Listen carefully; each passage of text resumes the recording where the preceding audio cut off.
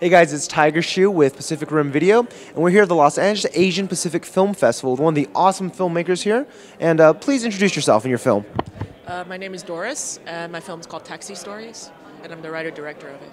Awesome. So as you can see, we got our Taxi Stories swag here today. Thank you so much, Doris. So Doris, Taxi Stories, can you tell us a little bit about what this film is about and how you got involved?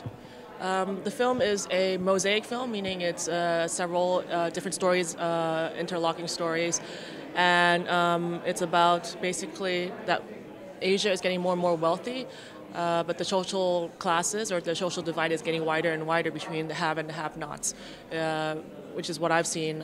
I grew up in Hong Kong partially, and I studied in Beijing and worked there for many years. And what I see, the difference from when I was young, for example, in Hong Kong, and also when I was studying in Beijing in the late 90s to now, there's a big difference. And I wanted to kind of show this increasing divide between the social classes, between the rich and the poor, you know, the kind of have and the have-nots in 3 different Asian cities to showcase the different, how it's different in each city. Well, and, you know, it's very interesting. You talk about the social, political aspects of this film. And, you know, even in the States now, right, we're obviously going through our own bit of that. You know, you said you saw a lot of these things firsthand. What drove you? Was it the foreigners that have always been there, the Hong Kongese that are, you know, the natives that are, the influx of money from China? What, I mean, I'm sure there's a laundry list of things, but what really drove you to create this? Actually, a Facebook post led me to create the film. So a friend of mine who's a gay activist in China, he's very well known, and he always writes these really funny Facebook posts about his everyday things. And then he wrote this post about getting picked up outside a gay bar in Shanghai. And like this provincial taxi driver picked him up. And in China, in the big cities, most of the taxi drivers these days are from the provinces. They're not from the city. They don't actually know the city very well. So if you get in a cab, they usually take you around and around, not because they're trying to cheat you, but because they don't know where they're going. And so this provincial taxi driver picked up my friend outside a gay bar, and then you know, he didn't think anything was going to happen. Nothing was happening, and this guy actually propositioned him, like sexually propositioned him, and said, you know, if you do this, and then you don't have to pay. And my friend, most people would be like, you know, what? But my friend he's a filmmaker, documentary filmmaker, so he was very interested in this guy actually. So he started interviewing him, and almost like, and the guy in China, people don't like to be interviewed by journalists or by filmmakers, so he just like became quiet.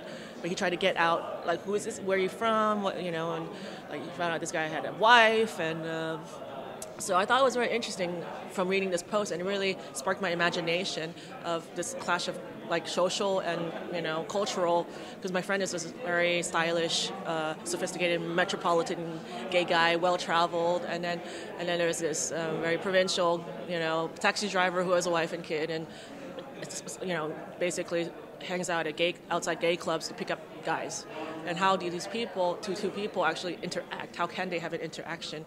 So I started to imagine the story out of it.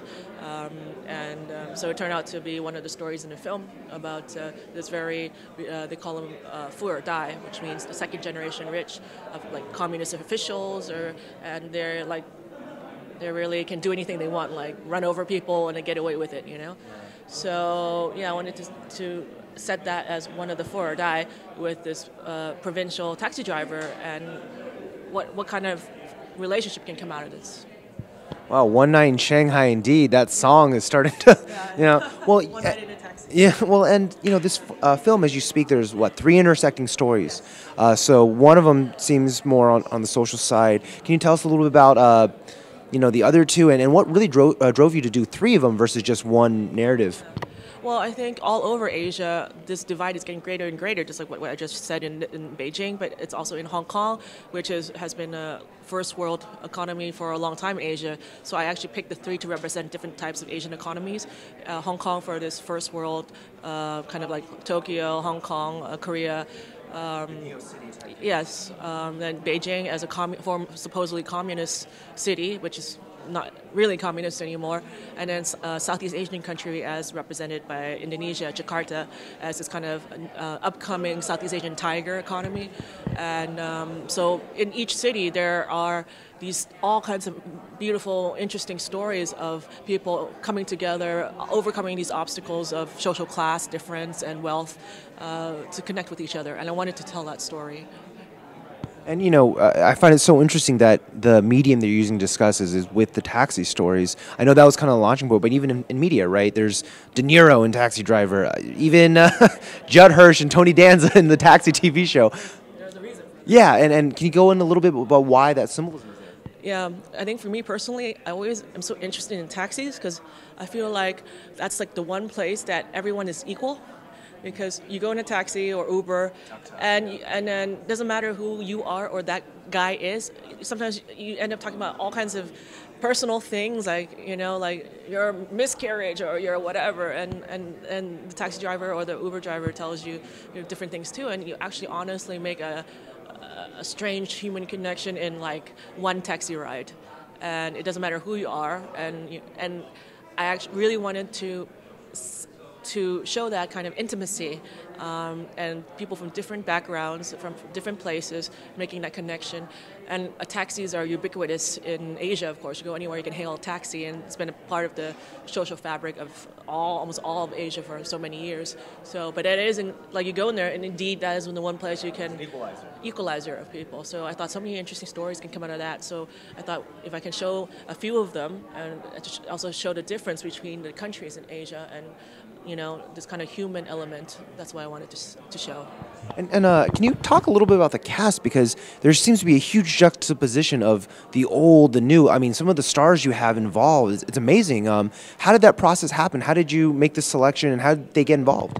Well, it's indeed a huge difference between the actors. Like we had non-professional actors. We actually did a program with an NGO in Jakarta working in the slums, and we held acting and filmmaking workshops in the slums for the children. And actually through that, I developed that story of the third story of this young kid who drives a tuk-tuk, or bajai, they call it in Indonesia.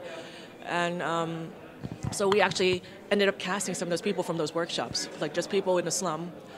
So in a lot of the Jakarta parts, like 80% is non-professional actors, and a lot of 80% is from the slums, actually. And then with some of the more well-known actors, we got very lucky because we are a very low-budget independent film. But my producer in Beijing, he knew Feng Bobo, Patrina Feng, who's a very well-known actress. She's like the Shirley Temple of Chinese language film. She was an actress since she was like 4 or 5 years old, and has made over 500 films. And he sent her the script, and she really liked it, and she wanted to help out young upcoming filmmakers in Hong Kong and Chinese language filmmakers, because she was in retirement for a long time, and she just recently came out of retirement 2 years ago, and she's doing a lot of independent films with young filmmakers to kind of support them. And it's not very well paid, so she's not doing it for the money. So yeah, we were very lucky to get her, and then also Shanti, she's known as the Madonna of Indonesia. She's this very, very famous singer, actress. And she just happened to have moved to Hong Kong because her husband is a banker, and they had to move there for his job. And she was like doing nothing in Hong Kong. And another Indonesian actress friend of mine, Happy Selma, told me, because I asked her, would you consider doing a film? And she's like, well, I'm pregnant now, so I can't. But why don't you call Shanti? Baby, yeah, why don't you call Shanti? She actually lives in Hong Kong. And I already actually knew Shanti because many years ago we were in Cannes Film Festival together, and we had known each other kind of via friends. But yeah, and I had this very funny incident in Cannes where she had booked a hotel, which she didn't realize was really far away. And there were no taxis to be found in Cannes during the festival. So she ended up walking like half a mile or something, and she was wearing these very high heels. And then we were driving or something, and we saw her, and we're like, "Is that Shanti?" And you're like, "Why are you walking?" And she was like crying, and so we picked her up, and then anyway, so when I was in Hong Kong, I called her up and said, "Hey, you remember me?" And I was like, "Oh, I have a film. Do you want to be in it?" And she looked at the script and she liked it, so that's how it came about. I mean, that almost sounds like a movie right there. That you pick up the superstar while driving, and who knows? It's in her $20,000. I remember she was wearing 70 bags at the moment, and she was like $20,000 bag, and she's walking on the street, could be robbed, like, and like what are those Louboutin, I can't even pronounce it. Yeah, those very expensive high heel shoes. Were you driving a taxi at the time or no? In a rental car. Well, that's very cool. So a lot of our fans, a lot of the people watching today want to know, how can we follow and support this film? What are the next steps for you, Doris? Yeah, this film, after this festival, is going to Shanghai in June, and then Vancouver, and hopefully Hong Kong and Jakarta in September. And you can, if you want to see where the film is going, it's coming to your hometown, you can follow our Facebook page. It's very easy. It's the name of the movie, Taxi Stories Movie. So facebook.com/Taxi Stories Movie. And Instagram, Snapchat? no, we just have Facebook at the moment. So, but we also have in China they use WeChat. Yeah. So we also have WeChat and Weibo. Yeah. And and if you're here and you can see it, it's playing Wednesday at the Geffen Contemporary at Mocha at 8:30, I believe.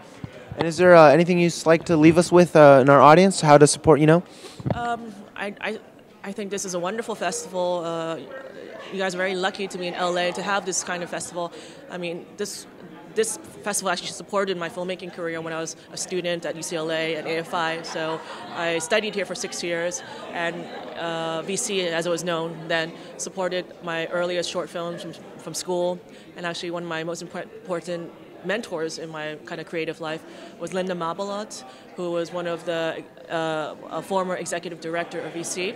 She unfortunately passed away, but she really instilled in me this kind of passion to represent people, disenfranchised people of color on the screen and in the media, especially here. And without her work and people like Abe and this festival, we all wouldn't be here, I think. Well, thank you so much. We can hear the passion in your voice, and I know we're going to see it in your film about, speaking up for the disenfranchised, marginalized voice, and that's what we try to do here at Pacific Rim Video as well. So thank you so much, Doris. Thank you. Don't tell anyone. Please stop! 我让你停车！每个人都应该有人爱。